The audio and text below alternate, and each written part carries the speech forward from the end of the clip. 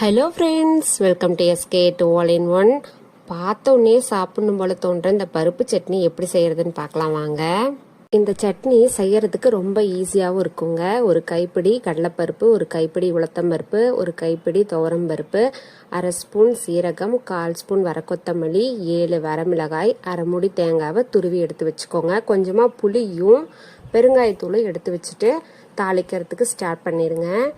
வடைச்சட்டி வச்சு கொஞ்சமாக எண்ணெய் ஊற்றி எடுத்து வச்சிருக்க கடலைப்பருப்பு, உளுத்தம்பருப்பு, துவரம்பருப்பை போட்டுட்டு 2 செகண்ட் வறுத்துட்டு அதுக்கப்புறம் சீரகமும் வரக்கொத்தமல்லியும் சேர்த்துட்டு 7 வரமிளகாய் எடுத்து வச்சுங்க. ஆனால் 6 தான் போட்டேன். நீங்கள் காரத்துக்கு தகுந்தாப்புல நீங்கள் வரமிளகாய் சேர்த்துக்கோங்க.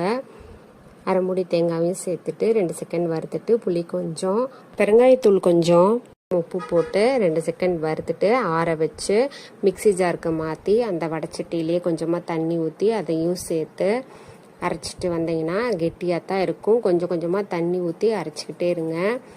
இந்த மாதிரி கெட்டியாக தான் இருக்கும். 2வது தடவை அரைச்சிட்டு வந்ததுக்கப்புறமா மறுபடியும் கொஞ்சமாக தண்ணி ஊற்றி அரைச்சிட்டு வந்தீங்கன்னா சட்னி ரெடிங்க. சட்னிக்கு தாளிப்பு கொடுத்துக்கலாங்க. எண்ணெய் ஊற்றி கடுகு, கடலைப்பருப்பு, உளுத்தம்பருப்புலாம் கொஞ்சம் ஜாஸ்தியாக போட்டுக்கோங்க. ஒரு கைப்பிடி கருவேப்பிலையும் கழுவி சேர்த்துட்டு நல்லா முருகிற அளவுக்கு வறுத்து எடுத்துக்கோங்க. இந்த அளவுக்கு முருகினதுக்கப்புறம் ஆட்டி வச்சுருக்க சட்னியில் சேர்த்துட்டு கலக்கி விட்டுட்டு கொஞ்சமாக தண்ணி வேணும்னா தண்ணியும் கலக்கி சேர்த்துக்கோங்க. இப்போ செம்ம டேஸ்டான பருப்பு சட்னி ரெடிங்க. இந்த பருப்பு சட்னி தோசை, இட்லி, சாதத்துக்கெலாம் செம்ம டேஸ்ட்டாக இருக்குங்க. பார்க்கத்தான் கம்மியாக இருக்கிற மாதிரி தெரியும், நிறைய குவான்டிட்டி கிடைக்கும் நம்மளுக்கு. நீங்களும் இந்த மாதிரி பருப்பு சட்னி செஞ்சு பாருங்கள்.